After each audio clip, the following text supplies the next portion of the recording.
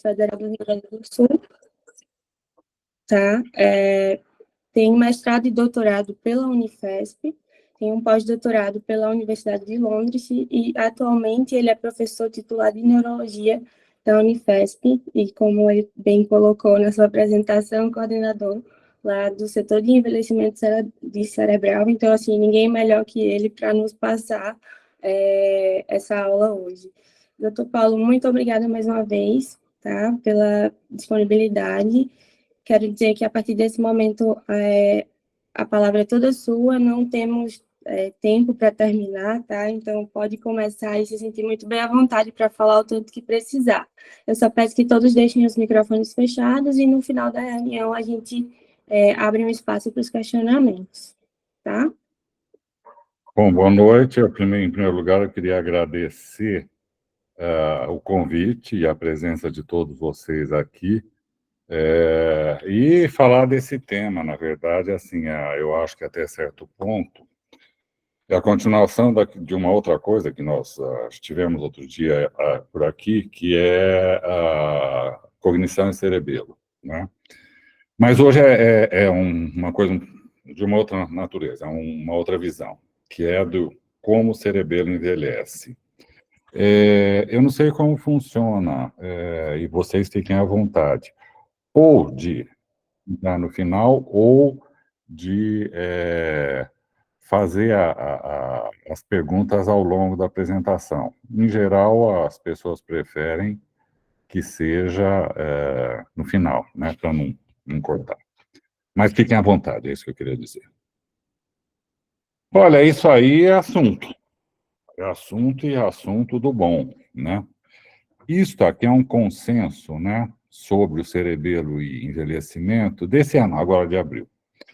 E, na verdade, ele aborda mais ou menos como se fosse um balizamento de pontos relevantes nesse assunto de cerebelo e envelhecimento. Então, tem lá como é que funciona em relação a isso o cerebelo, primeiro em relação às funções do cerebelo. Então, lá, né, o papel do cerebelo no movimento, na velocidade de processamento, cognitivo, a conectividade, né, como ele se comporta em situações específicas, por exemplo, como é o envelhecimento cerebelar em alguém que tem também doença de Alzheimer.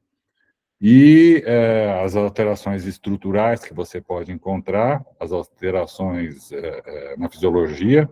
Aqui, em particular, foi dado muita ênfase na metilação do DNA e algumas possibilidades de intervenção. Eu nem preciso dizer para vocês que dificilmente seria possível abordar esses temas. Então, se tem algum em particular que interessou a algum de vocês, eu não abordar, e eu não vou abordar tudo mesmo, não tem como, eu peço desculpas, mas nunca se sabe, uma hora dessa podemos voltar a esse assunto, né? Agora, só recapitulando, o cerebelo tem, se você quiser simplificar bem, porque na verdade essas coisas se superpõem, ele tem lá as tarefas motoras e as tarefas cognitivas, e essas coisas são separáveis, né? Então, você pode identificar áreas cerebelares específicas, é o que vocês estão vendo aí, em relação a tarefas motoras e a tarefas cognitivas. A primeiríssima coisa seria, tá bom, eu imagino que o cerebelo tem alterações no processo de envelhecimento. Elas acontecem da mesma maneira em todas as áreas? Isso é o que nós poderíamos começar por aí. Eu falo começar por aí porque nós já sabemos que o cérebro não envelhece, eu quero dizer, as regiões cerebrais não envelhecem todas da mesma maneira. Isso aqui é uma coletânea, né, de áreas cerebrais, e o que vocês veem aí, o menos 0,47, indo até o 0,14, qual é a perda ao longo do envelhecimento. E aí tem uma coisa que é só um parênteses, porque não é assunto hoje. Nós sempre pensamos, hipocampo, perde um terço no envelhecimento normal, tudo isso aqui é envelhecimento normal. Mas olhem que coisa, se você for olhar, o frontal, os lobos frontais, perdem muito mais a massa né? Muito mais volume. Eles perdem quase metade. E, da mesma maneira, caudado por Thurman também perdem, né, uma boa, mais de 40%, né? Agora, tem uma coisa que vocês também já perceberam, falta alguém aqui, que é justamente o assunto de hoje. Nessa análise, né, de perda de volume, o cerebelo ficou de fora.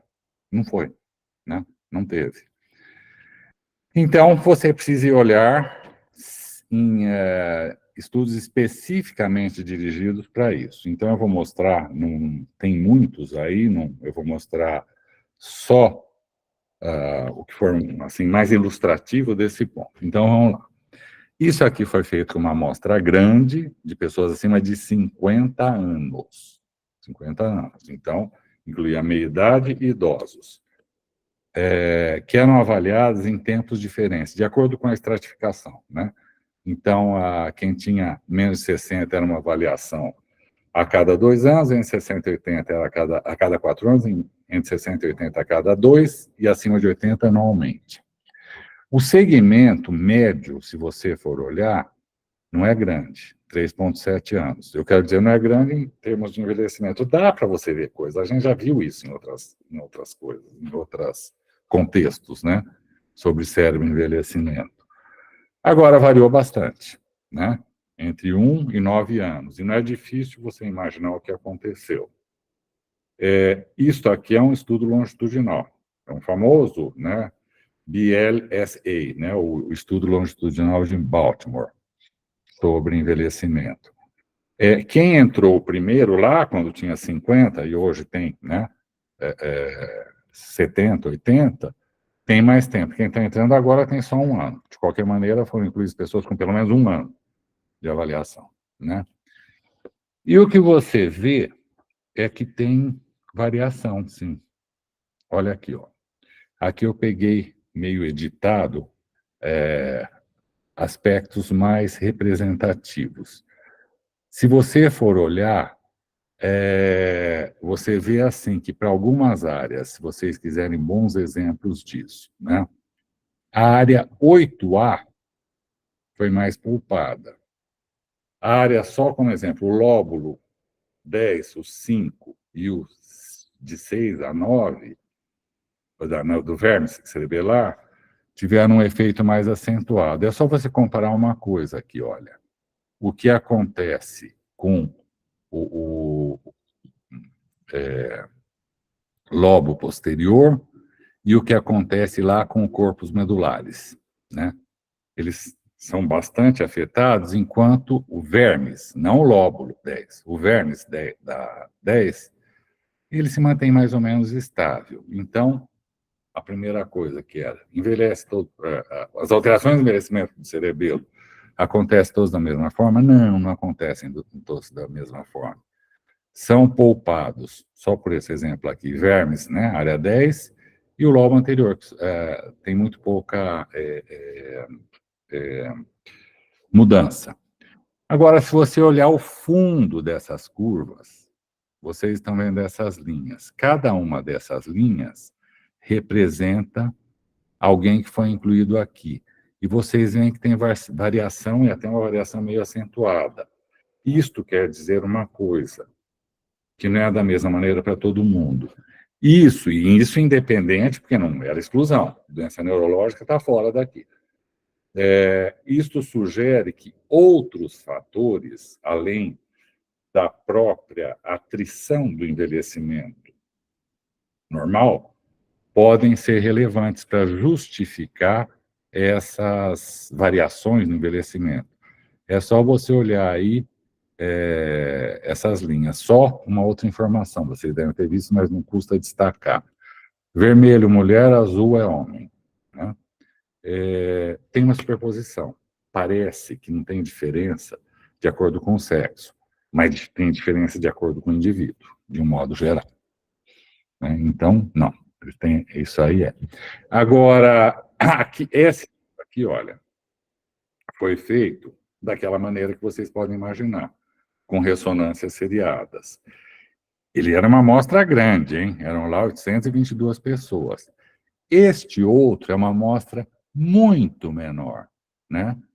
De apenas 19 pessoas, e mais importante, pessoas que variavam amplamente na idade. O mais jovem tinha 19, o mais idoso tinha 84. Mas tinha uma diferença aqui. Isto aqui foi feito com o cerebelo mesmo. Isto é, pessoas que morreram por diferentes razões, infarto, acidente e assim por diante, cujo cerebelo foi analisado. Aqui você tem duas coisas. Primeiro, foi feita a avaliação dividindo em 4 grandes áreas, então lobo anterior, lobo posterior, vermes e lobo flóculo nodular, e foi avaliado, então, o volume total, comparando, né, ao longo do tempo, os diferentes idades, volume de substância branca, área de superfície, como você tem o tecido na mão, você pode avaliar um número de células, e claro, você está tratando do cerebelo, de células de Purkinje e de células granulares, e a distribuição das células de Purkinje no cerebelo dessas pessoas. E aí os resultados são uma coisa espantosa, né? Porque comparando os mais jovens e os mais idosos, o volume total perdido é 16%. Se vocês lembrarem lá daquelas outras áreas cerebrais, lembram aquelas listadas? Começaram lá o frontal, parietal e assim por diante, hipocampo, córtex entorrinal, e por aí vai, a menor perda ali era de 14%. O cerebelo está um pouquinho acima, como volume total. Mas esta perda, ela não é, assim, homogênea. O que acontece muito mais no cerebelo, primeiro, é uma perda de substância branca. Isto pode significar uma perda na eficiência da conectividade. Isso é uma coisa.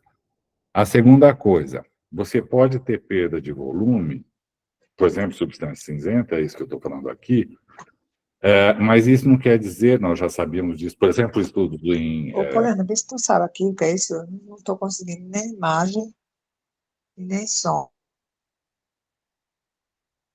Oi?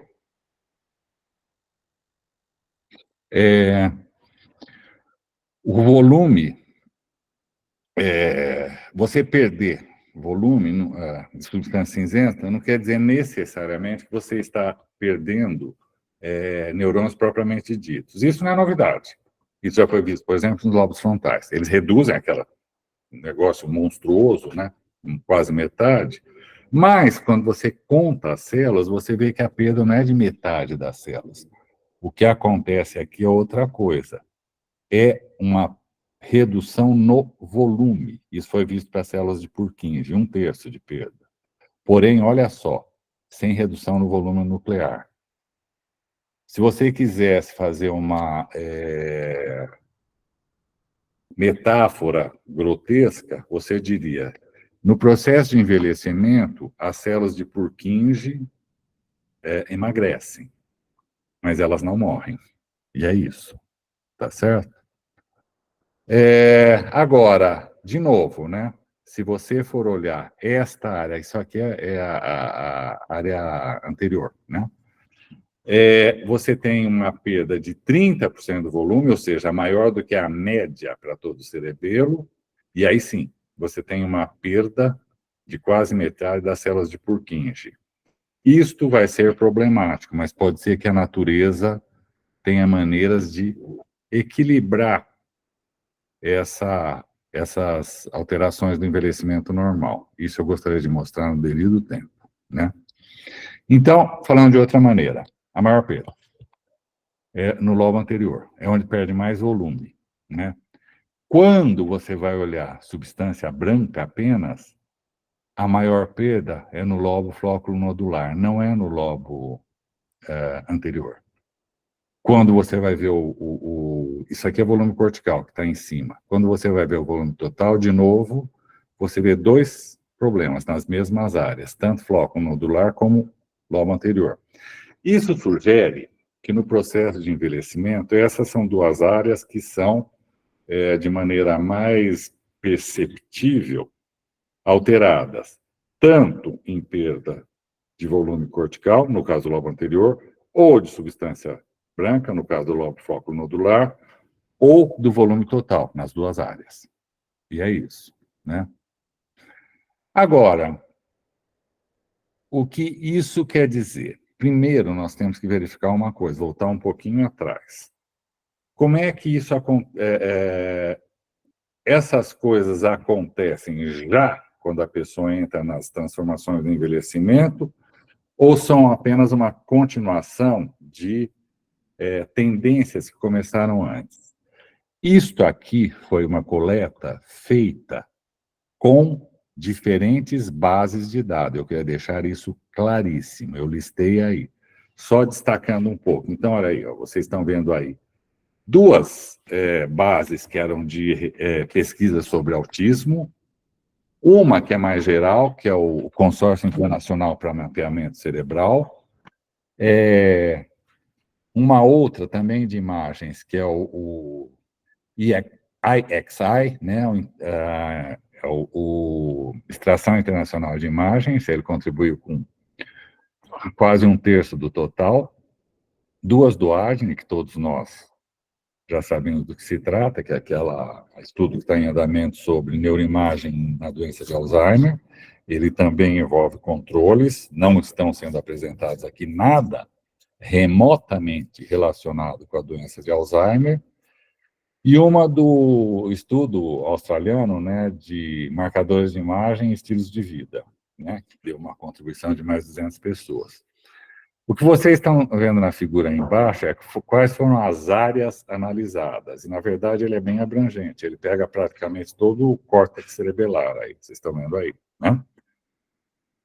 E o que você vê? Olha, a distribuição por idade, para contribuir para a amostra final, ela tem dois picos. Um aí entre os 0 e mais ou menos os 20 anos, ou 25 anos, que vem por conta de ter incluído estudos sobre autismo, então você vai fazendo avaliações seriadas, e um outro pico aí aos 70 anos, que é o do ADNI, mais o estudo australiano. E as intermediárias aí, essas, entre aí, vamos colocar 25 e 55 anos, vieram desses consórcios, desses agrupamentos, que coletam imagens cerebrais, fazem bancos disso. Bom, a grande vantagem, você pega aí uma variação amplíssima, que vai de 0 até 100 anos, quase. E o que você vê, então? Você vê que o volume, isso aqui é o volume bruto, cru, né? O volume de substância, de matéria, substância cinzenta cerebelar, ele cresce após o nascimento. Isso tem uma implicação. Ele vai mais ou menos até os 15 anos, e já a partir daí ele começa a declinar. Em outras palavras, até um pouco antes da meia-idade, estas pessoas já estão perdendo massa de substância cinzenta. Sempre lembrando, não quer dizer que perderam neurônios necessariamente. Vide aquele estudo pequeno, mas bem feito, com apenas 19 pessoas. E o mesmo pode ser dito sobre a substância branca. Agora, a substância branca é só comparar as duas, a parte de cima da figura que está à esquerda de vocês. Ela se mantém mais estável, ela só vai declinar aí a partir dos 50 anos. Quando você olha assim, eu não estou olhando mais o volume bruto, eu estou olhando o volume, o percentual do volume cerebelar, quando, em termos de percentual sobre o volume total intracerebral, intracraniano, desculpe. Aí vocês veem que assim o cérebro todo faz isso. Ele vai se transformando, ele vai perdendo volume. E o cerebelo, aí, ele aparece relativamente estável. Em outras palavras, parece que existem alterações específicas, eu quero dizer. Algumas áreas são mais afetadas que outras, mas não é uma coisa tão acelerada como você vê para outras áreas. E da substância branca, se você for comparar com o volume total, né, você vai ver que, surpreendentemente, ela se mantém estável até acima dos 50 anos. Só mais tardiamente é que ela vai declinar. Em outras palavras, o cerebelo não se comporta exatamente como o restante do encéfalo. Ele tem um outro comportamento. Tem um aumento de volume que você não vê para outras regiões cerebrais, tanto para a substância cinzenta como para a substância branca, que está ali em cima na figura da direita, e a sua perda ao longo do tempo, ela é muito menor para a substância branca do que para o cérebro em geral, e para a cinzenta ela é mais tardia, né? Aqui só para, pegando aquelas áreas de interesse, é a mesma coisa. Isso aqui, na verdade, que envolve diferentes amostras, até certo ponto, é superponível com o que acontece, com o que foi visto no estudo de Baltimore. Ou seja, tem regiões que são mais poupadas, né? E tem regiões que sofrem mais, né? Elas são meio superponíveis aí. Tem variação, é só você olhar esses pontos coloridos, né? Mas isso aí a gente encontra em todas essas medidas de transformação ao longo do tempo, né? Não tem muito o que fazer. Agora, aí entramos no nosso ponto de interesse. Qual é o papel do cerebelo? Só uma coisa aqui, ó. Esses quadradinhos coloridos, como vocês podem ver, correspondem ao que foi visto lá em cima para diferentes regiões cerebrais. O que nos interessa mais cerebelares. O que nos interessa mais é outra coisa. Vocês estão vendo esses sinais positivos? Então, isso aqui é a intensidade das conexões cerebelo-corticais. E isto aqui, olha, então estas áreas 1 a 3, elas têm correlação em termos de atividade com estas outras regiões cerebrais, né? E o que você vê ao longo do tempo, já que aquela amostra pegou de 0 a 100, mas aqui eu vou falar só até a meia-idade, foi uma coisa que, para algumas dessas conexões, a intensidade se mantém ao longo do tempo. É só ver as conexões das áreas cerebelares 1 a 3. Para outras, você vê uma intensidade que é pequena ao nascimento, se torna muito intensa, na verdade, na infância todas elas são, quase sem exceção, são muito intensas, e vai declinando ainda no adulto jovem, e se torna muito menor na pessoa na meia-idade. Aqui você pode se perguntar por que isso acontece, ou o que isso tem a ver com o desenvolvimento de habilidades de uma pessoa, porque o cerebelo, nós sabemos, ele tem conexão desse sentido. Aqui vocês estão vendo uma coisa, esqueçam momentaneamente esse review Behavior Brain Function, que não tem nada a ver com nada. O que eu quero mostrar para vocês é outra coisa, que é mais ou menos uma ilustração do que aconteceu. Então, começa lá à esquerda o bebê, a criança, né, assim, na primeira infância, a criança na segunda infância, o adolescente, o adulto jovem, a pessoa entrando na meia-idade. Olha só que legal. Aqui, olha, a conectividade cerebelo-cortical, ela chega ao máximo, é o que está em verde aí, na segunda infância. A maturidade dessas conexões, ela se mantém e se amplia ao longo de todo o processo, até a meia-idade. As habilidades executivas, né, que dependem de comportamentos motores, olha, esse EES, só para esclarecer. EES aqui é uma abreviação de Executivo Emocional Social. Estamos falando aqui de aspectos específicos do desenvolvimento.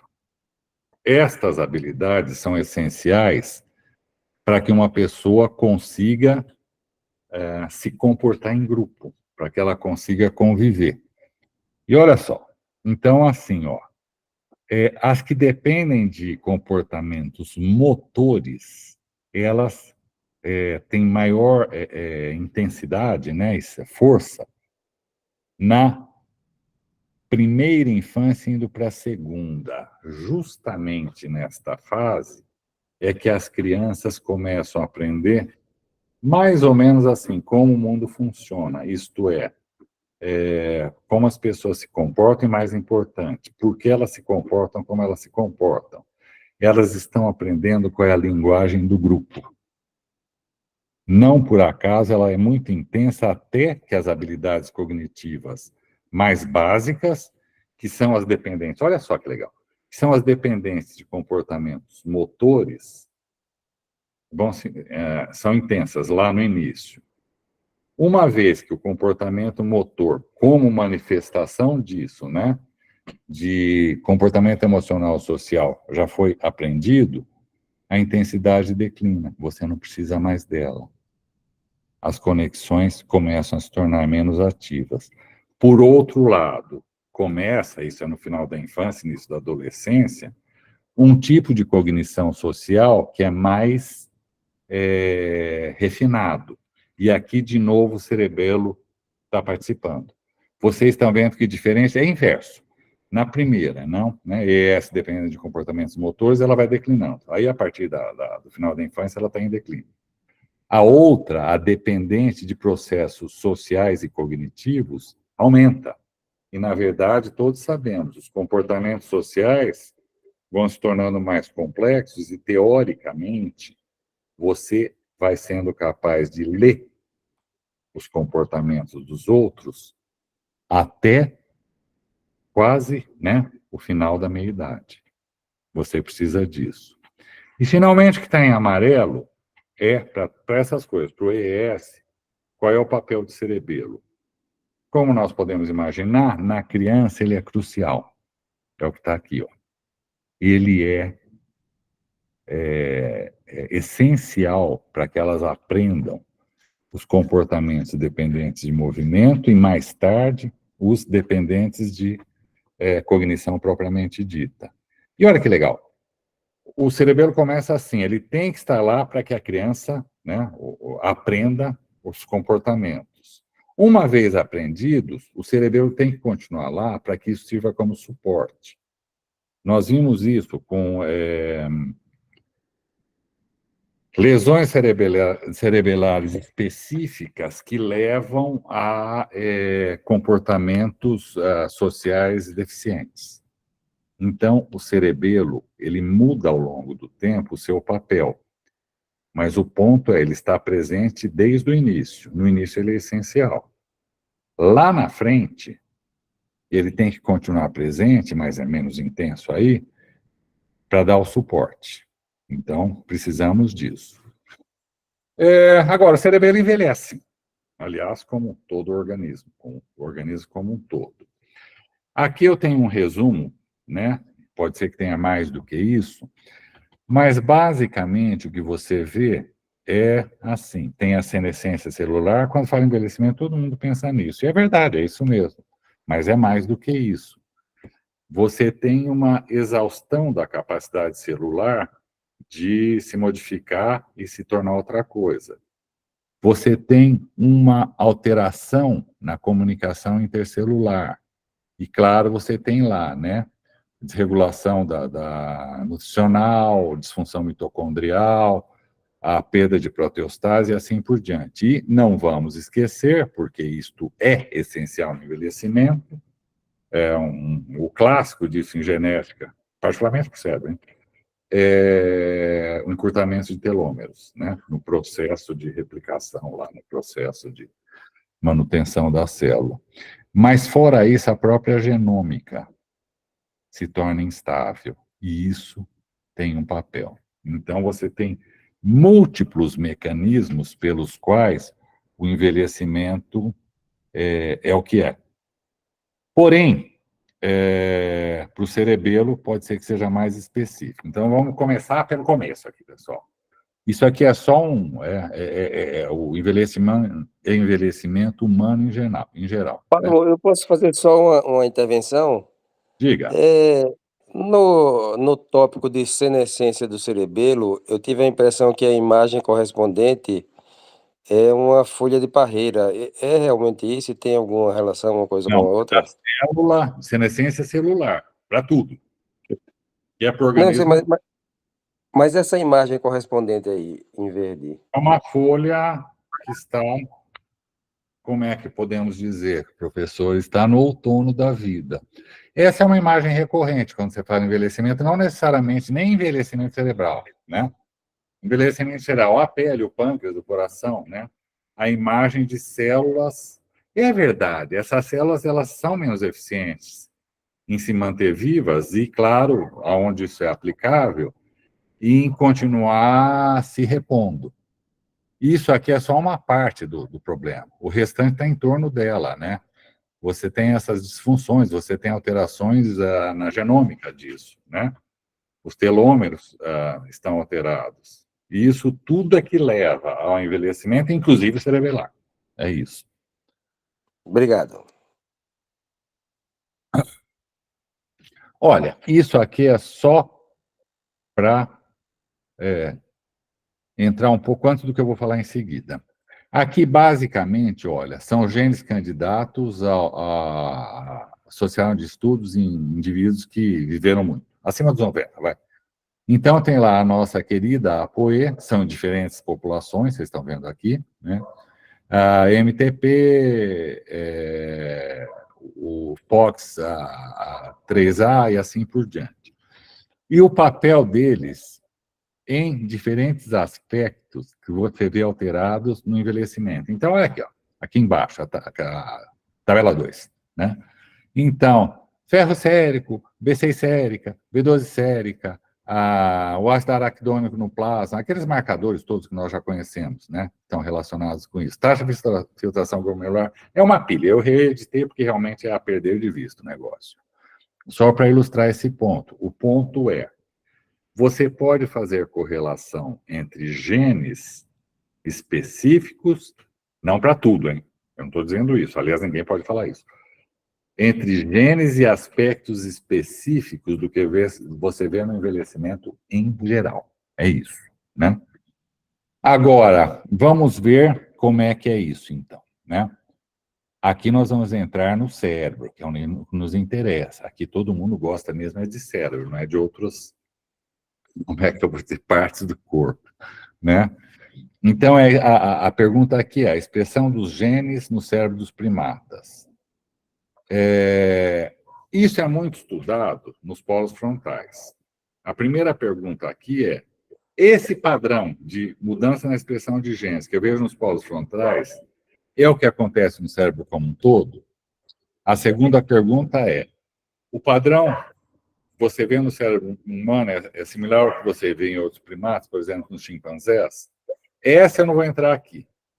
Doutor Gamelier não foi professor, falou, nós somos médicos, nós não somos veterinários, fale apenas de seres humanos. Então, eu vou me ater ao que ele me orientou, tá certo? Não foi isso, professor? Olha, você pode ter dois tipos de problemas na expressão de mudança, não problema.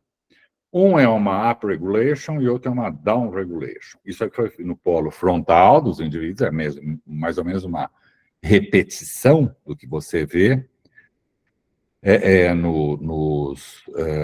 em outros estudos, né, sobre expressão gênica e envelhecimento no cérebro, mas aqui tem outras regiões. Então, tem 6 regiões em 3 indivíduos, né? Então, aí 45, 45, 70, isso obviamente foi feito no próprio tecido cerebral, e em 3 regiões em 7 indivíduos, variando de 18 a 70 anos.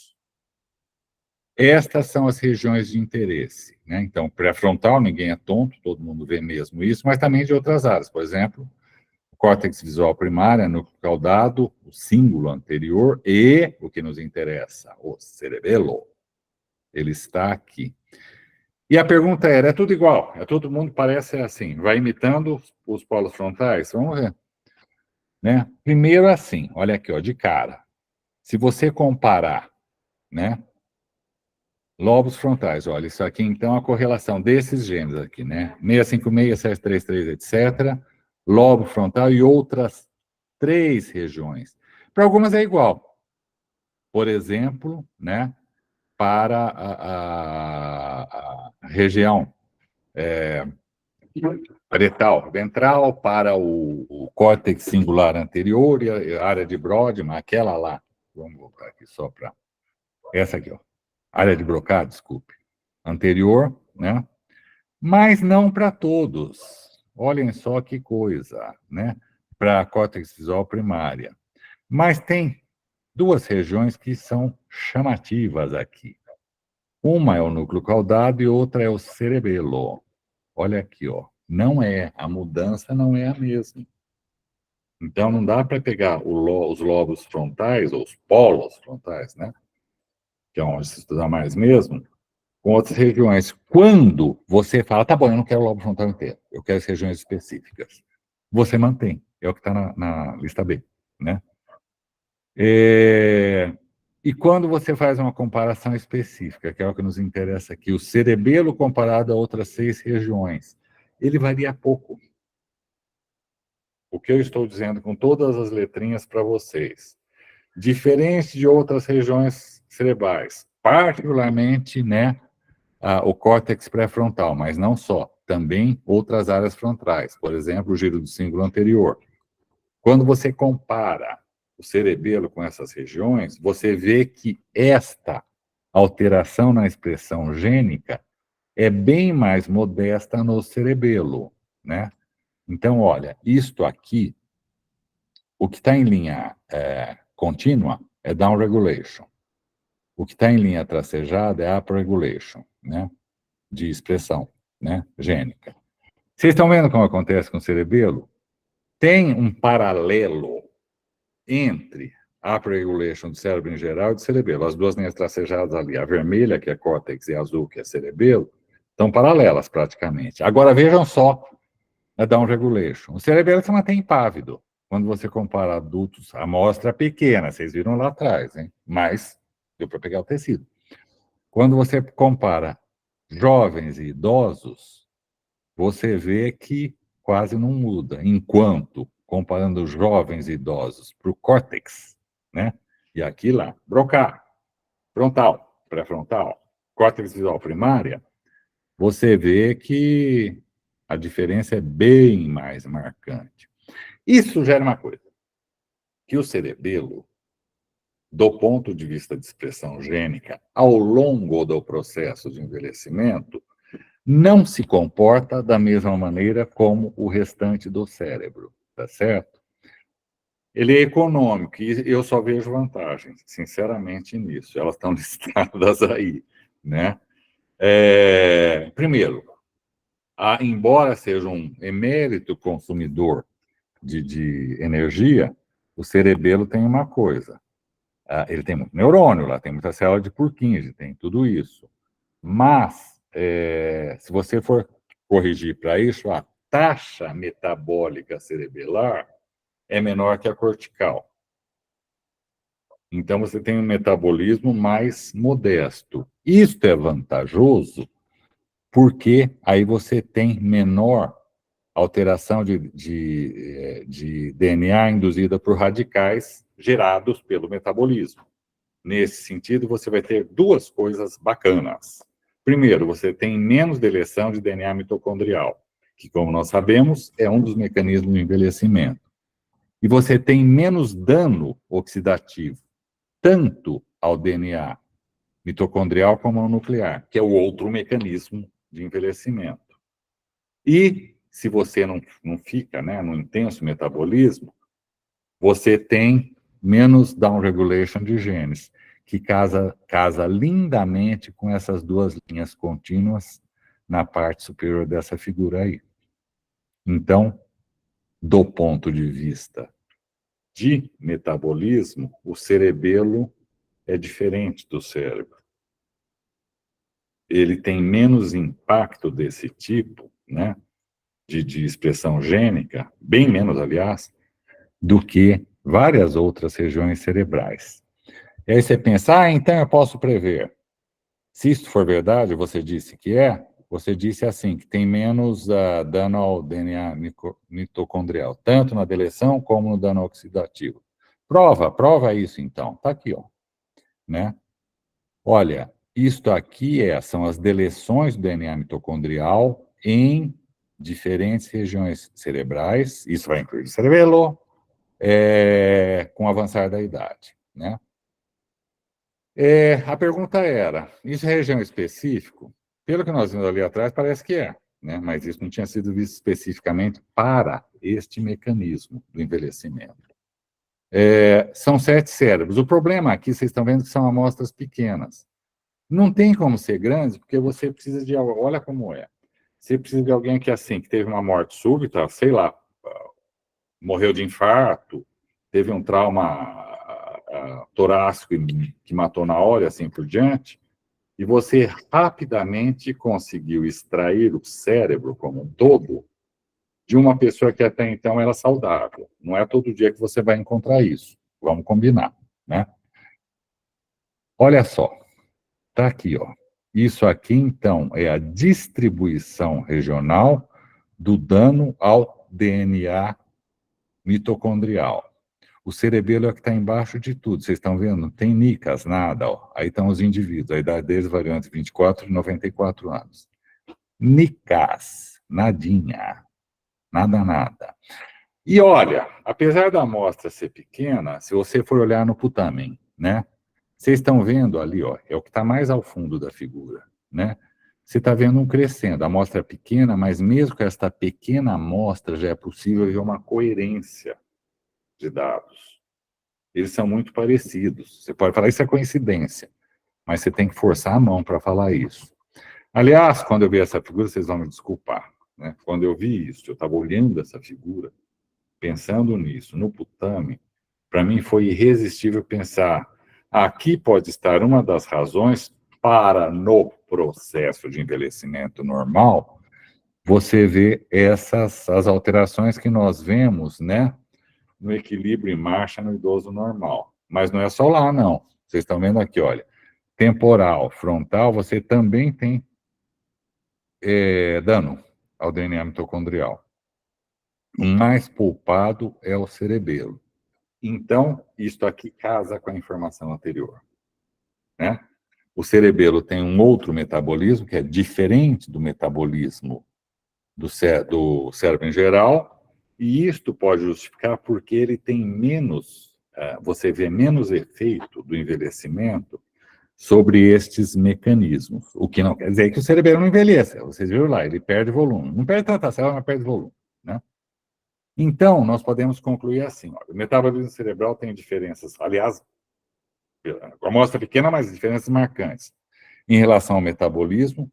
Estas diferenças no metabolismo significam que pode haver menos impacto daqueles mecanismos de envelhecimento sobre o cerebelo, e isso também poderia explicar aquilo que a gente viu lá no início. A perda de volume cerebelar é menor do que a de outras regiões cerebrais, embora não ocorra de maneira uniforme. Certo? Vamos em frente. Agora vamos. Até aqui foi, né? Muita anatomia, muita fisiologia, muita bioquímica, e vocês pensando, bom, mas eu gostaria de um pouco de clínica, por que não, né? Então tá bom, então vamos lá.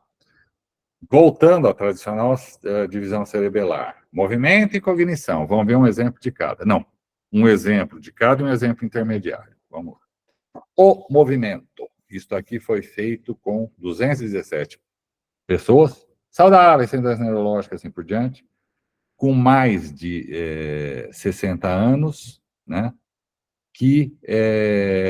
para as quais estas que estão coloridas e são as regiões cerebrais, cerebelares, vocês viram que foi feita uma divisão entre hemisférios cerebelares esquerdo e direito, é o que está em vermelho e em azul, e foram avaliados estes componentes do movimento: a força de preensão, a velocidade máxima de batida de mão, isso tem tudinho a ver com o cerebelo, a coordenação visomotora biomanual, a destreza manual e velocidade motora. Então, tem aspectos básicos do movimento, por exemplo, a força de preensão, Mas mesmo essa depende do cerebelo, todo mundo sabe disso, e outros mais elaborados. Vamos ver o que acontece, então, né? Volume cerebelar, olha, o que está aqui em cima de tudo, toda essa série de 4 figuras na porção superior. Isto aqui é para diferentes tarefas. Então, a que está mais à esquerda, para vocês, é o pegboard mão direita. O seguinte é o pegboard à esquerda, é aquela prancha de madeira que tem furinhos dos dois lados e a pessoa tem que ir encaixando pinos nos furinhos o mais rápido que ela puder, né? Isto aqui é para o cerebelo. As duas figuras à direita continua sendo pegboard, mão esquerda e mão direita, né? Aqui a última figura no canto superior direito é o tracejamento com lápis para a mão direita, e aqui, olha, o que você está vendo, a terceira figura é córtex cerebral, né? Então, você deveria compará-la com a primeira figura dessa coluna de cima, dessa linha de cima, né? Você vê uma correlação. Se você fizer outra coisa, então, que é a porção do meio, né? Essas figuras que estão no meio da figura como um todo.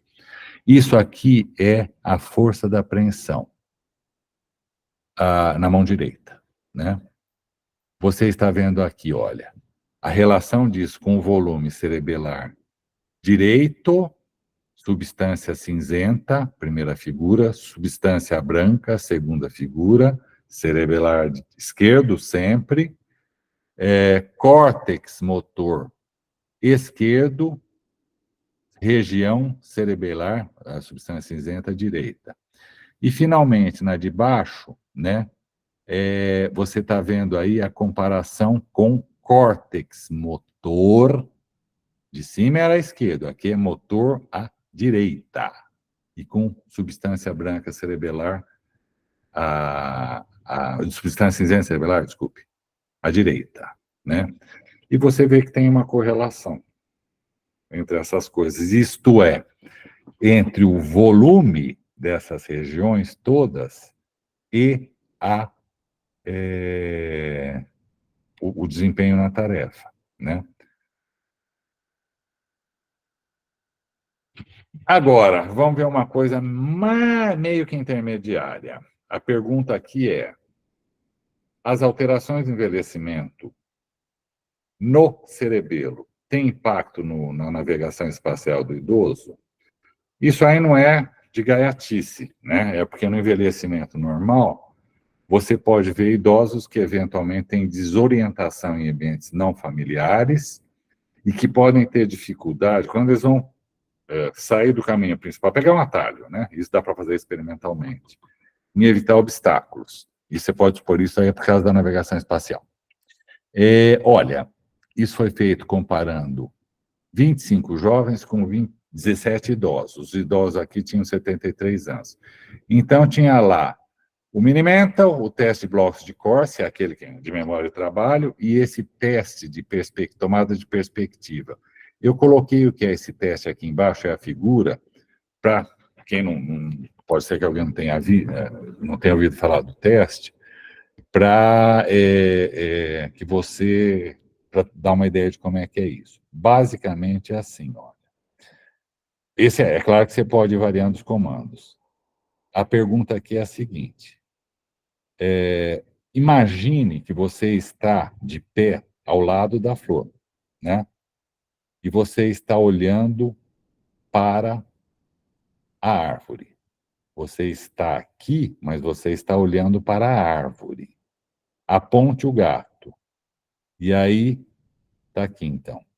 A flor, onde você está, a árvore, onde você está olhando, e você vai apontar o gato. Para onde iria a flecha? Como vocês podem imaginar, a flecha seria uma flecha indicando a esquerda da linha que já está aí. Porque se você está olhando da flor para a árvore, para apontar o gato, você vai ter que fazer um deslocamento do seu dedo para apontar para a esquerda. O teste é esse.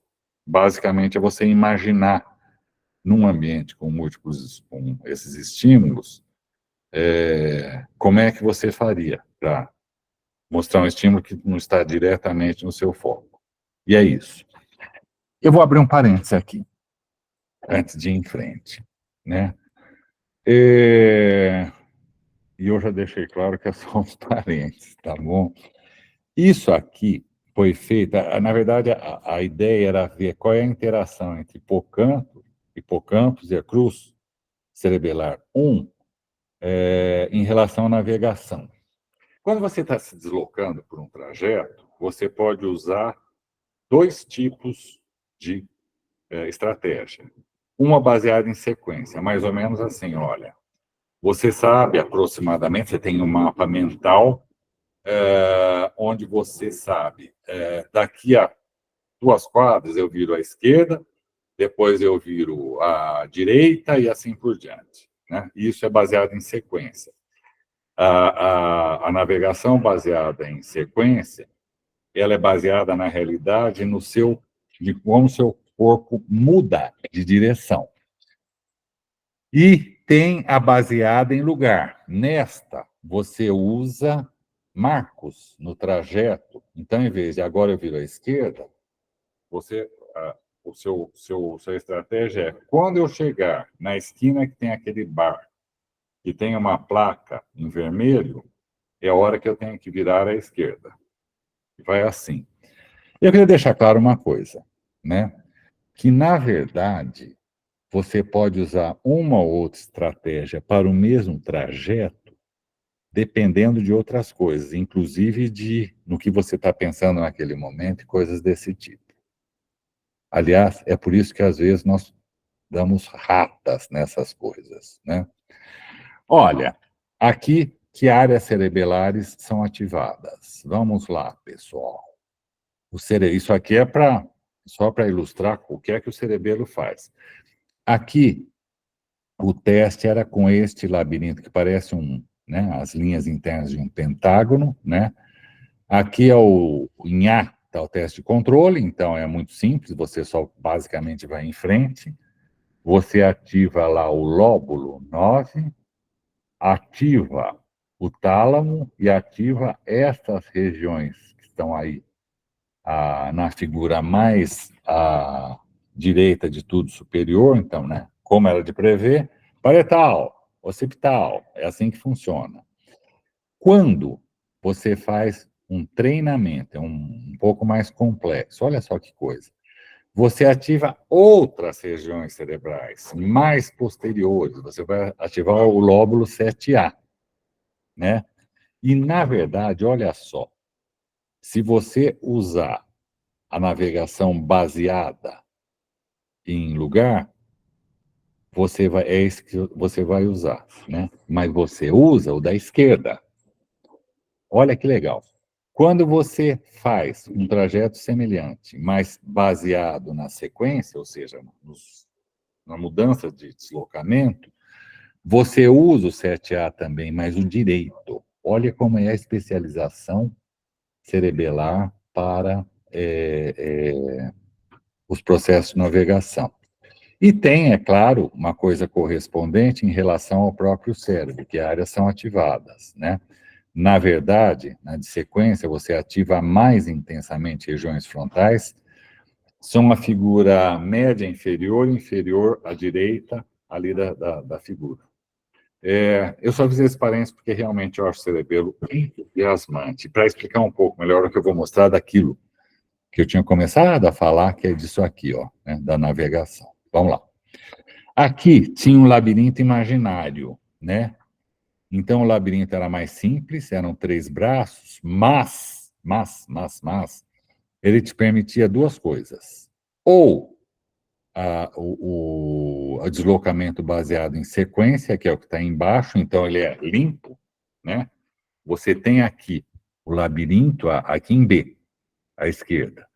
E aí o comando é, você está aí onde está, nesse ponto aqui que tem uma marcazinha em laranja, como se estivesse fechando.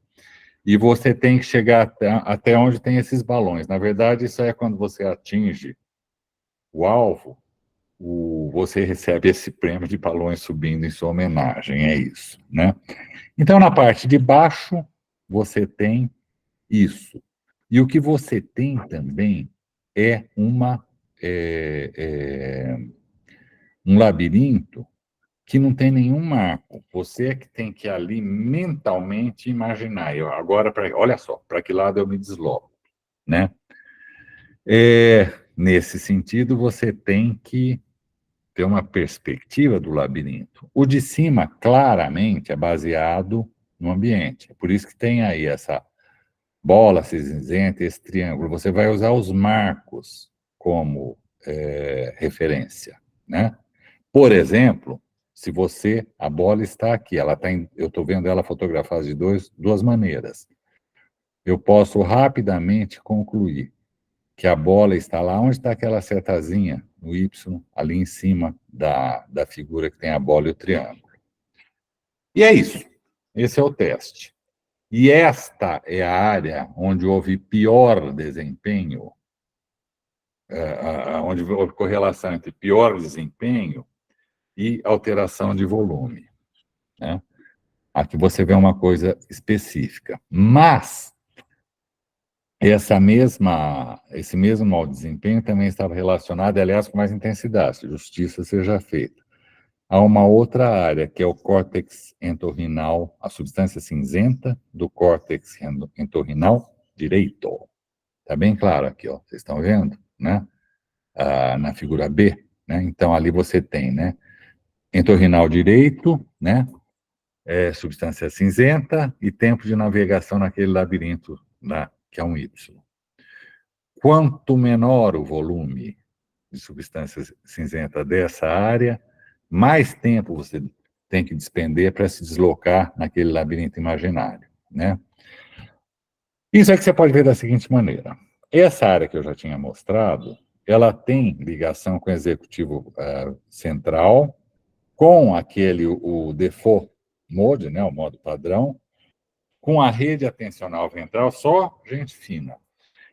E eu pus aspas aqui, porque isso aí né, é uma criação, com uma sub-rede de navegação, que envolve parietal posterior, confere, hipocampo, confere, e córtex entorrinal, que não, por acaso, é a que tem a correlação mais robusta. Então, a moral da história, sim, a navegação espacial pode estar prejudicada no processo de envelhecimento.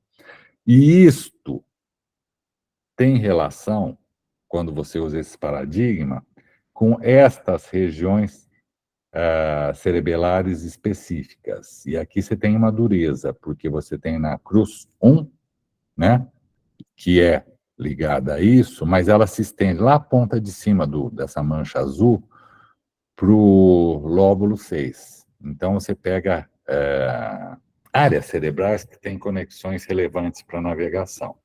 É isso, né? Isso, então, é um exemplo meio intermediário, né? Que navegação espacial supõe as duas coisas, o motor e, claro, a cognição. Vamos ver só a cognição, como é que pode funcionar. Olha, aqui a ideia é como é que você incorpora o cerebelo no processo de envelhecimento cognitivo. Antes de ir em frente, eu queria chamar a atenção de vocês que você tem algumas, nós todos sabemos disso, que é claro que tem alterações no cérebro também, por causa disso, nos processos cognitivos, e que o cérebro tem mecanismos para tentar compensar essas perdas de eficiência. Então, tem o Harold, eu vou voltar nisso no devido tempo, o crunching, né, que é a utilização relacionada à compensação de circuitos neurais, e o tapume, que depende, né, de outras coisas. Por exemplo, depende de você ter substância branca íntegra, já que os neurônios podem não estar lá aquela maravilha, pelo menos você tem boas conexões, e aqui eu já queria lembrá-los que eu falei lá atrás, você tem uma boa perda de substância branca no cerebelo. De você treinar, né, cognitivamente, de fator psicológico, ambiental, e assim por diante. É claro que aqui faz diferença se você tem uma reserva, isto é, aquela que nem a gente fala o tempo inteiro em demência, né? Uma reserva cerebral. Se você conseguiu manter não agredindo os seus recursos neurais e, claro, da capacidade do seu cérebro de recrutar recursos neurais quando as demâncias cognitivas são mais complexas. A pergunta é, será que nesse processo, isto, do envelhecimento cognitivo, o cerebelo funciona como uma reserva, funciona como um tapume para o processo cortical? Isto é, ele fornece apoio para que processos cognitivos que estão sendo mais difíceis de implementar se realizem? Eu queria chamar a atenção que isso é uma hipótese, né, mas tem algumas evidências nisso. Vamos lá para o HERALD. HERALD é uma abreviação para redução da assimetria hemisférica em adultos idosos. Esse é o HERALD, ele não é nenhum guitarrista. Só 2 exemplos rapidinhos aqui. Figuras de cima, jovens, figuras de baixo, idosos. Figura de cima, um teste de memória de trabalho, nesse caso era um teste de memória de trabalho verbal, e um teste de atenção visual, as duas da direita. Vocês já viram uma coisa, os jovens recrutam menor área cerebral, e mais importante, isso fica claríssimo com a atenção visual, mas também é perceptível em relação à memória de trabalho. Eles têm uma assimetria hemisférica no recrutamento de recursos. Os idosos não. Eles usam a área homóloga do outro lado. Isso fica bem claro na figura inferior à esquerda. Por que isso acontece? Para compensar, né, as crescentes falhas de ativação ou a perda de eficiência nas conexões. Então, você generaliza, essa é uma das hipóteses, né? Ou porque você processa de maneira menos eficiente, mas na verdade pode ser as duas coisas. Olhem só quem eu vejo aqui. Sim, é o cerebelo. E vejam só o que esse Peralta está fazendo. Vamos lá, olha aqui, ó. Isto aqui é a comparação de adultos jovens e de idosos, né?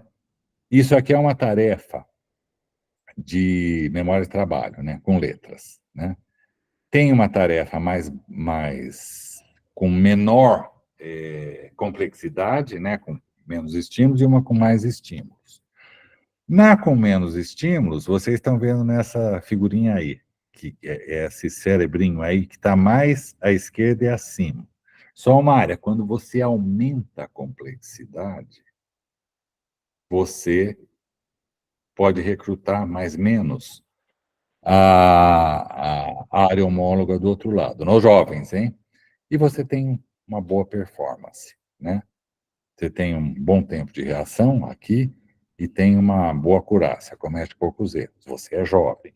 Chamaria a atenção de vocês para uma coisa. Vocês viram que lá em cima, no cérebro do jovem, numa tarefa de alta complexidade, ele recrutou uma parte da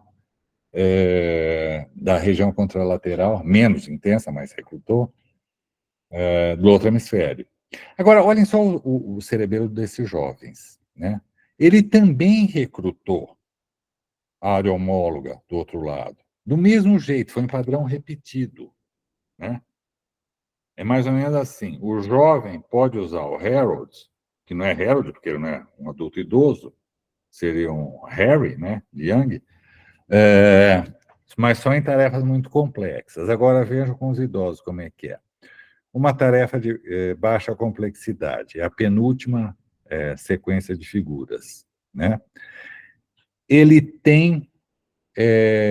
já recruta, ele já usa o Harold, ele recruta o cerebelo, mas ele não ativa do outro lado, o cerebelo envelheceu.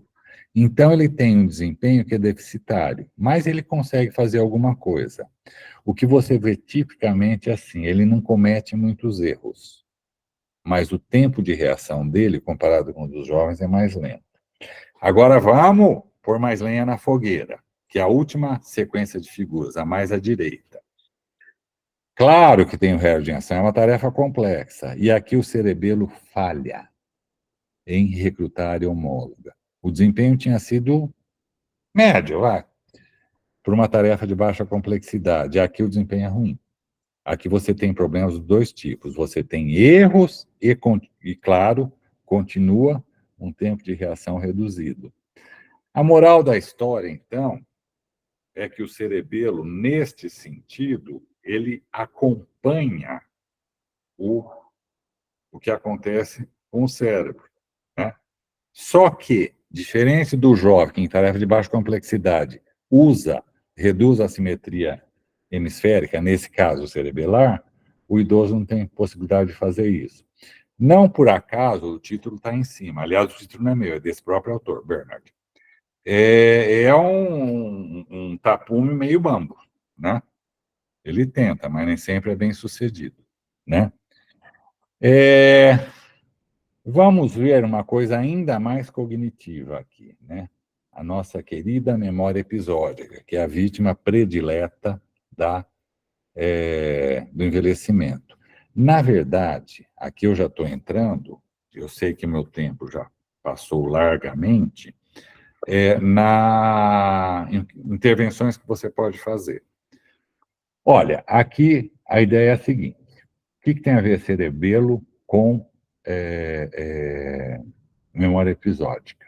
Bom, primeiro, tem conexões bidirecionais entre cerebelo e hipocampo. Isso aí você vê quando você vai estudar cognição e cerebelo, né? Elas são indiretas, mas tem. Indiretas no sentido que tem um relé intermediário. Você tem uma associação entre lesões no córtex cerebelares e redução no volume temporal medial. Olha só, hein? Isso me parece que é estrutural. Existe uma sincronicidade na banda teta entre hipocampos e cerebelo no processo,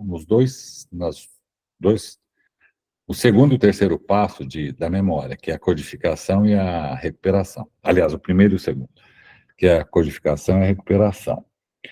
A pergunta aqui era, se eu fizer, né, a estimulação transcraniana, nesse caso, foi feita uma comparação entre no cerebelo direito e em região posterior, né? Que serviu como um controle.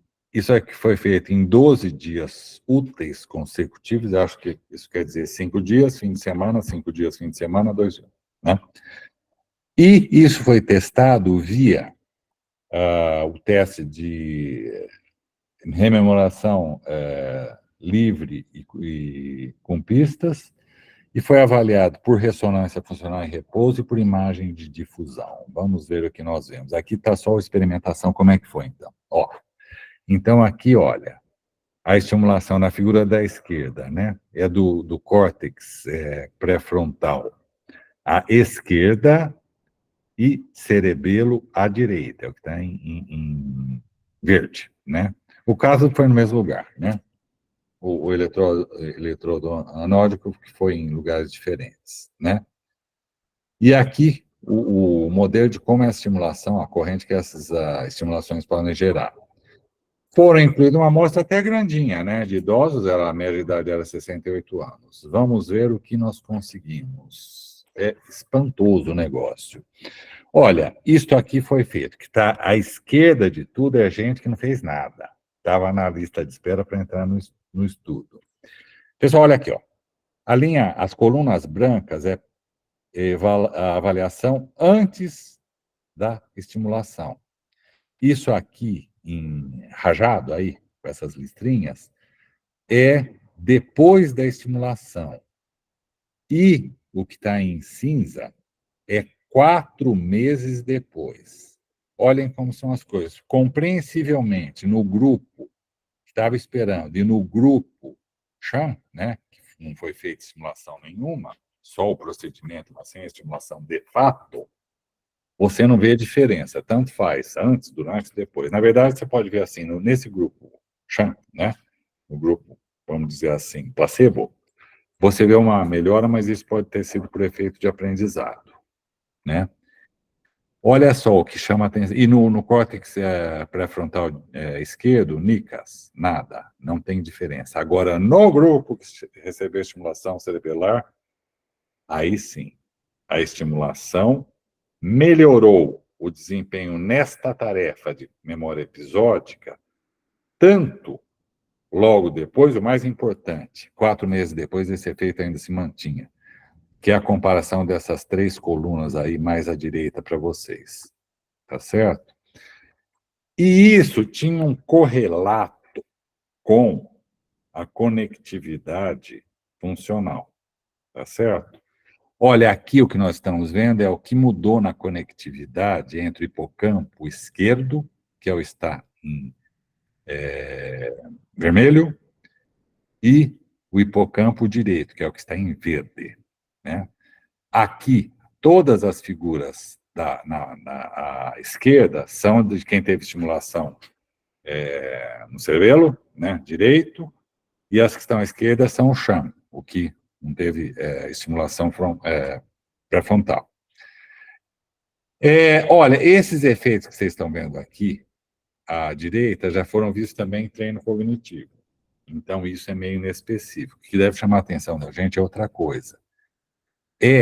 Estas áreas que estão em vermelho, aí que vocês estão vendo, lá no córtex pré-frontal e também no giro do símbolo posterior.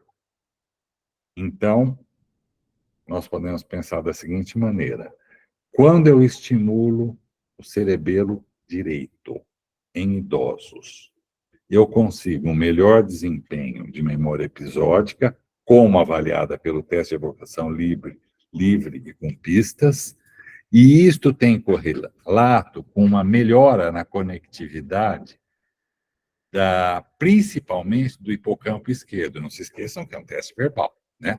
Se fosse visual, poderia ser de outra maneira. E menos, mas ainda assim alguma, para o hipocampo, das conexões do hipocampo direito com outras áreas cerebrais. Certo? Então, aqui vocês têm uma coisa assim. Isso aqui é o segmento. No segmento, você vê que aquela ativação ainda se mantém. Né?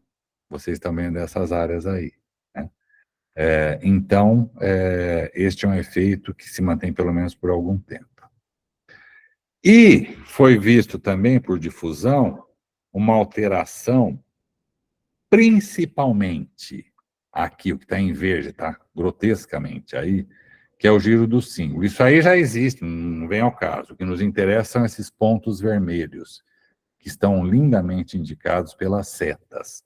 Isto aí são áreas onde, pela difusão, foi possível verificar uma melhor conectividade desse trato do símbolo, isto é, dessa conexão entre córtex entorrinal e símbolo. Então, você tem também uma alteração estrutural, não apenas funcional. Aí você pensa, então dá para intervir, sem dúvida. E eu fiquei feliz da vida quando vi isso aí. Vamos concordar que esse título é assim, olha, né, Cerebellar Challenge, olha só, isso aqui deve ser bacana, né? A ideia era uma intervenção combinando os domínios, está lá, físico, que isso é verdade, isso, por exemplo, é visto com exercício físico associado à atividade cognitiva, por exemplo, a prevenção de demência, né? Então, assim, qual era a ideia? Quando você faz isso, você tem uma intervenção mais eficaz, não necessariamente só para cerebelo. Quando experimentalmente você faz isso, você vê mudanças epigenéticas e nas células de Purkinje, né? Alterações nas células de Purkinje associadas a alterações epigenéticas.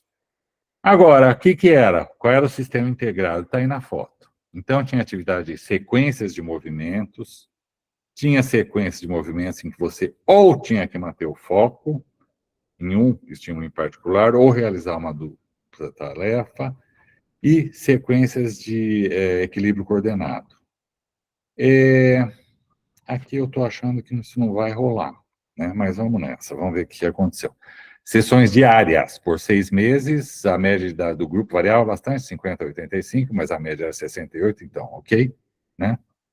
E aqui os resultados. Os resultados, assim, melhorou a coordenação física, melhorou, né, a velocidade de processamento, e não melhorou muito, isso aqui é comparação, né, escuro, intervenção e, claro, controles, né? Melhorou a memória, melhorou tudo. Agora, pessoal, vamos combinar uma coisa? Pegando essa história de coordenação física, o que tinha lá, né? Estava claríssimo, olha aqui, ó, né?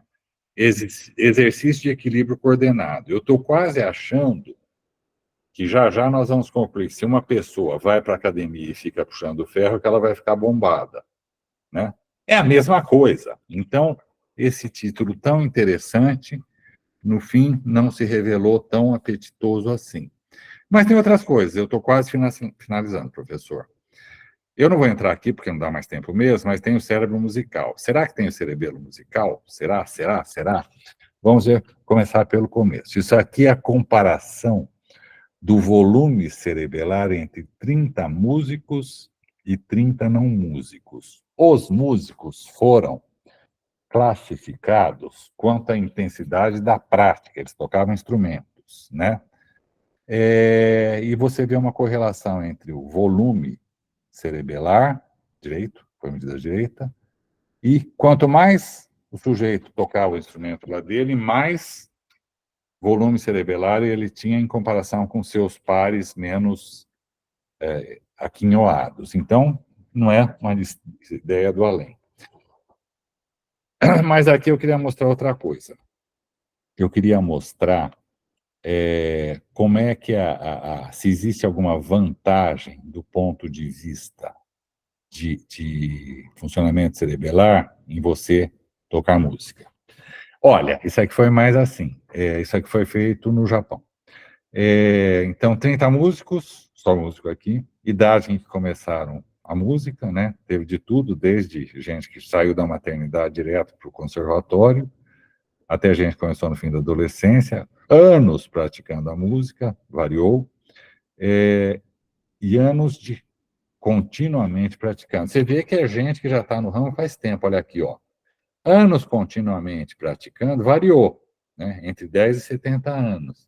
Mas a média é de 46 anos. Essa pessoal toca com entusiasmo. E toca, né, todo dia. A média aí é quase 2 horas todo dia, né? Então, varia, mas é uma média grande, uma média boa. E o que é que você vê quando você vai ver tarefas cerebelares?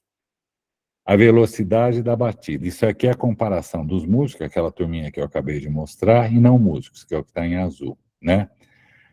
Isso aqui é o número de batidas à direita, né? E aqui o número de batidas total, direita e esquerda. Nos dois casos, os músicos estavam muito melhor. Você pensa, ora, meu amigo, eles podem de ficar no teclado, de ficar na guitarra, de ficar seja lá onde for, ele já adquiriu, já treinou a velocidade. Tá bom, pode ser. Mas aí olha então a figura de baixo. A figura de baixo é o teste das trilhas, que é um teste executivo, né? Mostrando o tempo de execução entre músicos e não músicos. Os músicos estão em vermelho, e eu queria dizer que existe uma correlação entre o desempenho no teste das trilhas e a velocidade das batidas à direita. Na verdade, também tem a velocidade à esquerda, né? Nesse sentido, aliás, é até maior, né? A à direita e B à esquerda. Então, vocês vejam que não é só que você fica com a mãozinha mais rápida para dar as batidas no teste. Para testes cognitivos também. Nesse sentido, é possível que a música, né, abstraindo que ela pode aumentar a sua destreza e velocidade para movimentos, ela também pode mudar o seu desempenho no processo normal de envelhecimento para coisas que não têm nada a ver com isso, né? Olha, isso aqui, então, é a correlação entre o volume, né, destas regiões cerebrais, essa à esquerda e a de baixo na figura B à direita, né, o volume e a idade, né? Tem gente de toda idade aí, e o que você está vendo aqui é os músicos têm um volume cerebelar, tanto à esquerda como à direita, maior do que os não músicos, que está em azul. Tem uma dispersão, mas na média é isso que você está vendo, né? E, finalmente, você vê aqui que a conexão, né, lá, cerebelar, com o hipocampo direito, ela tem menos perda, né? Ela é mais rápida nos músicos, quando você faz o CID, faz a estimulação, do que nos não músicos. Isso aqui foi para uma teste de memória melódica, né? E aqui você está vendo a comparação disso com o número de batidas à esquerda, que é aquela que deu um pouco mais, não era uma grande coisa, mas era um pouco maior. Aqui você vê isso de uma maneira mais robusta. Então, parece que o cerebelo, como todo o cérebro, aliás, ele pode, a maneira como ele vai envelhecer, pode variar de acordo com o estilo de vida. O nosso ponto aqui é outro. O estilo de vida para manter um bom cerebelo pode ser diferente daquele que você precisa para a córtex cerebral, tá certo? Então, ele é diferente nesse aspecto, né? E que áreas são ativadas quando você tem lá uma tarefa de uma memória de trabalho melódica? Na verdade, é assim, você dá lá uma sequência de notas para a pessoa e ela tem que repetir. Os músicos, vocês estão vendo a figura A em cima, eles têm mais... ativam mais áreas cerebrais que são os músicos. E isto lembrando que são pessoas idosas, tá certo? E isso, né, que é o one back, né? Então é assim, é mais ou menos. Sequência curta, vem outra, e aí assim, se a sequência que vem em seguida é igual a que tinha antes da última, penúltima. É o one back, um one back musical. Claro que os músicos se saíram melhor, mas eles fizeram isso porque eles ativaram regiões mais relevantes. Nesse sentido, então, nós podemos concluir no final das contas. O cerebelo tem alterações significativas em volume e conexões no processo de envelhecimento. Isso pode implicar em declínio em atividades motoras e cognitivas. Vide lá aquela história das batidas, do teste de preensão, né, manual e assim por diante. Por outro lado, este é um ponto a investigar, estava lá naquele consenso de abril, o estilo de vida e as atividades que a pessoa faz, por exemplo, de música, podem modificar as consequências do envelhecimento cerebelar. Tá bom, pessoal. Era isso que eu tinha para dizer para vocês. Obrigado pela atenção. Excelente aula, professor.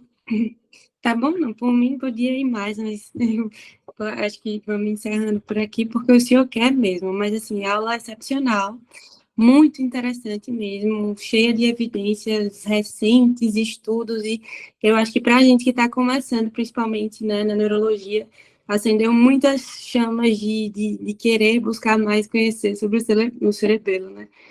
Nesse momento, já abri para... Viu, Érica? É assim, olha um pouco mais para o cerebelo. Ele não está de gaiato aí, né? Pois é, né? Só para você conseguir fazer corretamente isso aqui, ó.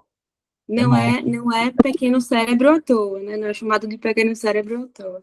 Pois então, é. assim, a gente vai abrir para perguntas agora, vocês fiquem à vontade para fazer as perguntas. Paulo, eu podia fazer uma pergunta? Claro, claro. Primeiro, eu queria dizer que eu fiquei realmente emocionado.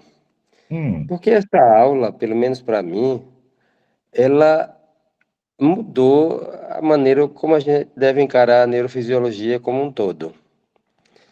A impressão que eu tive, se eu falar alguma besteira, é porque foi tanta informação nova que a gente fica meio perdido. Mas a impressão que eu tive primeiro que a homeostase do cerebelo ela é mais robusta, ela tem mais defesas. Segundo, é que ele funciona, de certa forma, como um sistema tampão para o cérebro. Assim, quando o cérebro começa a descompensar, o cerebelo parece que pode entrar na jogada para tentar regular a homeostase, cognitivamente falando. Então, Eu vou estudar muito esse assunto. Ficou com um pouco de dor de cabeça, não emocionado, para dizer a verdade. Porque cada vez que você mostrava um conceito, eu disse, pô, mas mais um conceito novo, realmente eu vou sair daqui meio perturbado.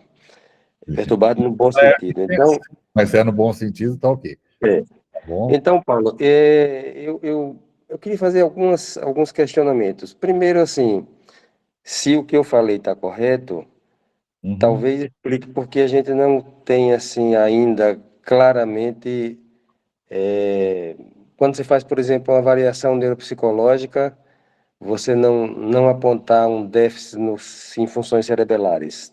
Eu não sei se é isso, porque como ele interfere nas outras, ele tem mais esse papel modulador. Mas a outra coisa é assim, qual é o papel que o cerebelo tem em regular ou em compensar as disfunções cognitivas nos diversos tipos de demência? Quer dizer, um cerebelo bom atenua os efeitos da doença de Alzheimer ou de uma demência frontotemporal, da mesma forma que um cerebelo que não seja tão bom assim acaba acelerando essas alterações? Há algum sentido nisso? Então, há um sentido na seguinte coisa. Tem uma coisa geral que isso eu acho maravilhoso, né? Que é assim, o cerebelo, se você for pensar, de uma certa maneira, ele envelhece melhor do que o restante, né? Envelhece melhor porque ali você já tem um metabolismo privilegiado, em parte, mas não só por isso, porque você tem menos alterações na expressão de genes, né? Então, isso evita algumas dores de cabeça do envelhecimento. Aí você pensa, tá bom, tudo bem. Então, isso é assim. Isso é assim porque este é um processo evolutivo. Evolutivamente, qual é a vantagem de você ter um cerebelo mais preservado do que, digamos, o córtex pré-frontal, que é tão, né, a gente tanto admira, fica, né, acendendo incenso. Do ponto de vista evolutivo, isso faz todo sentido, porque o cerebelo é que nos permite a sobrevivência. E, na verdade, se você pode encarar, se você quiser, de uma maneira mais geral, que essa relação entre o cerebelo e funções mais complexas, por exemplo, cognitivas, faz todo sentido. À medida que o ser foi evoluindo, o cerebelo não tinha mais só que ficar lá, pondo ele para ficar em pé e andar, no nosso caso, né? Para outros é andar com as quatro patas, e é isso. Mas ele foi ficando com um comportamento mais complexo. Essa ideia do tapume é um tapume meio bambo, mas a ideia ela funciona bem por isso, porque é como se ele fosse, de fato, no processo evolutivo, já que, né, como seres vivos nós envelhecemos e morremos, como se esse tapume fosse uma tentativa, ainda que parcial, de preservar o que é possível da cognição. Então, evolutivamente, faz todo sentido isso, né? Se isso pode ter alguma relevância para doenças onde você tem alteração cognitiva, porque são duas coisas diferentes. Uma é assim, a pessoa tem alteração cognitiva porque teve uma lesão cerebelar específica, né? Que tem vários exemplos, cognitiva inclusive. Não por acaso tem aquela escala de avaliação da cognição no cerebelo, né? Você pode ter... Olha, eu procurei, tá aí um tema assim, eu preciso procurar mais.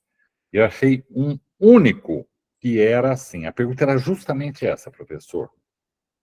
Tá bom, o cerebelo se transforma no processo de envelhecimento. As transformações dele não são as mesmas que você encontra no restante do cérebro.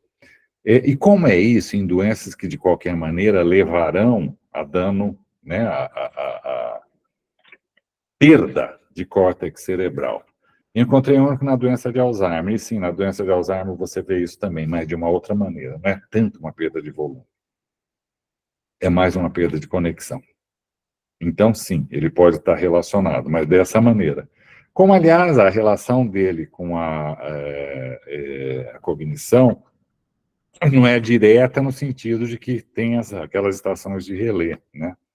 lá no tronco, a partir da qual ele se projeta e recebe impulsos do córtex mais terciária, né? Mas sim, né? É isso. Agora, essa é uma área que também está naquela enorme lista. Aliás, eu estava pensando agora, imagine se eu me metesse a doido de abordar todos os pontos daquela lista. A gente ainda está, como é que eu vou dizer, com 25% da apresentação, né? E você já está falando, pelo amor de Deus, fica quieto, porque não é possível. Eu não sei se eu respondi, professor. A gente vai ter oportunidade, eu acredito, né, doutor? De destrinchar os outros pontos, pode ter certeza, doutor. Respondeu sim, Paulo. Mas eu volto a dizer, eu estou ainda, vou usar um termo meio vulgar, embasbacado. Eu também, embasbacado, professor, somos dois. Eu estou assim, sem encontrar uma palavra para descrever como essa aula de hoje me alertou para uma série de coisas. Normalmente, antes das aulas, eu leio sobre o assunto. E lendo assim, eu não me apercebi das coisas tão importantes como você falou. Então, a sua aula hoje, ela foi assim, na medida, ela foi onde devia ir, entendeu? E eu acho que essa aula vai ser muito vista, vai ser revista, e eu fico sem palavras, mas mudou os meus conceitos. É como se fosse, em ciência, que a pessoa fala que é um corte epistemológico, é uma coisa assim que de repente mudou tudo. Então, para mim, mudou tudo e eu preciso me adaptar e eu preciso estudar. Eu cheguei a essa conclusão agora que preciso estudar muito, realmente, porque os Precisamos, né? conceitos são diferentes. Todos precisamos. Isso, mas essa aula, você pode ter certeza que essa aula marcou realmente, viu? Foi muito bom, mas eu não quero me estender, eu quero deixar os outros colegas falarem mais alguma coisa. Eu acho que uma hora dessa a gente podia criar o clube do cerebelo, vocês não acham? Começar, moralizar, não é? De repente é isso mesmo, porque acho que o cerebelo ele tem uma importância, agora eu estou vendo, muito maior do que ser um pequeno cérebro, né? Ele tem uma homeostase própria, tem uma fisiologia própria, tem uma resistência própria, então são coisas que fascinam realmente. E na Então, verdade, eu acho que tem uma coisa aqui que é a, a, ele é menos vulnerável, né, a insultos. Isso não é de gaiato. A evolução não é gaiata.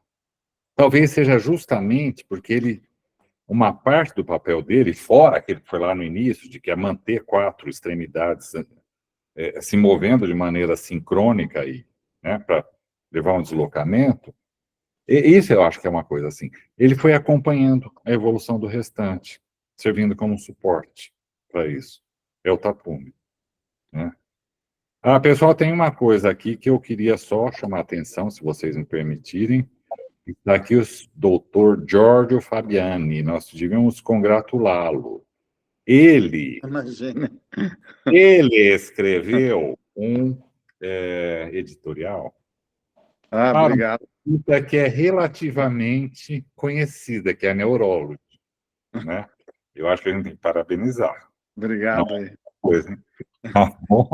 Parabéns aí pela sua aula aí, a iniciativa aí do doutor Fernando de fazer essas apresentações. Eu estou agora valorizando o cerebelo, que a gente teve aquela outra aula que eu achei muito importante, né? Eu estou lembrando de um paciente aí de 22 anos que esses dias a gente fez o diagnóstico de deficiência de coenzima Q10, né? COQ8, e que ele tem, o único achado que ele tinha era uma discreta atrofia cerebelar, essa dificuldade motora e uma leve dificuldade de aprendizado, assim, uma apatia, né? E demonstrando, né, aí aquilo que o senhor mostrou ali do envelhecimento. Senhor é bom, hein, Giorgio?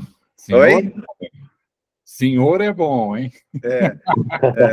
Demonstrando ali a importância das mitocôndrias, né? Ali na sequência do envelhecimento, né? E então a gente tem que colocar os olhos mais abertos aí para essa parte, né? Que pode abrir campo para muita coisa, né? Tem algumas coisas nisso, aquelas a evolução, né? As mudanças, volume que você quiser, ao longo da vida, desde o nascimento até a meia-idade, tem uma coisa ali, duas daquelas amostras eram de controle, mas retiradas de coortes para o autismo. E aí, se você olhar, no início do processo do aprendizado da cognição social, ele é crítico. Então, elas não estão lá de graça, estão lá porque uma das vertentes nessa área, porque o problema central no autismo é uma cognição social deficiente, não por acaso, né, foi tirado dessas coortes, porque esta é uma das áreas que foi negligenciada, né? Quer dizer, mais ou menos assim, pessoas que têm, não precisa ser alteração estrutural, né? Não é isso, ou não necessariamente é isso, mas elas têm uma alteração de conectividade cerebelar. Terão, isso desde o início, hein? Elas terão mais dificuldade no aprendizado da cognição social, que é o caso dos autistas, né? Provavelmente sim. Esse rapaz, ele tem um comportamento de autista, assim, se fosse usar uma classificação, no transtorno do espectro autista. É bem interessante. Não, a gente fica, né? Os cirurgiões pré-frontais. Olha aqui, eu queria deixar claro, eu gosto das cirurgiões pré-frontais. No fim, eu trabalho com isso, né? Tem lá aquele bando de gente com demência frontotemporal. Mas não é para ficar olhando só isso, é feio, né? A gente tem que ver se não tem outro lugar. Em outros lugares é esse. Sim. Mas tá bom aí, parabéns aí para vocês. Obrigado pela iniciativa aí dessa aula aí. Um abraço. E dizer também, Paulo, que não passou despercebido. O George já foi convidado para nos dar uma outra aula e vai falar também desse aspecto que foi tão importante quanto esses espaços perivasculares, que ele fez aquele editorial muito, muito bom da Neurology. Então, ele já está na nossa programação, na verdade, e ele vai dar uma aula sobre isso. Aí me no nível, hein, professor? Um abraço. Teria mais alguma pergunta, pessoal? A gente pode encerrar a nossa reunião hoje.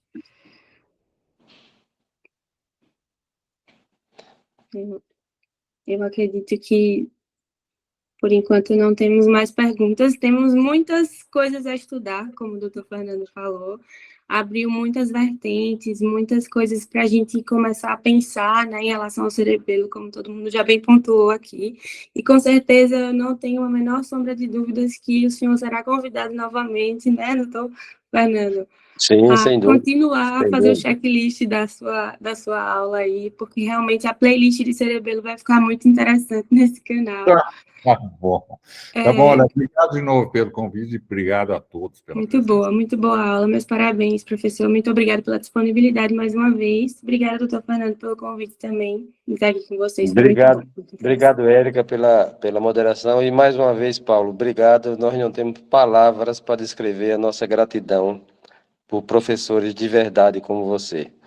Então, muita gente, Brasil afora, vai ver essa aula, vai abrir os olhos e você não vai nem saber quem são essas pessoas, mas elas vão ser muito gratas a você. Para fundar esse clube de uma vez, eu espero sempre. Professor, de novo pelo convite. Érica, obrigado aí pela moderação e boa noite a todos. Hein? Boa noite a todos. Boa noite, pessoal. Tchau, tchau.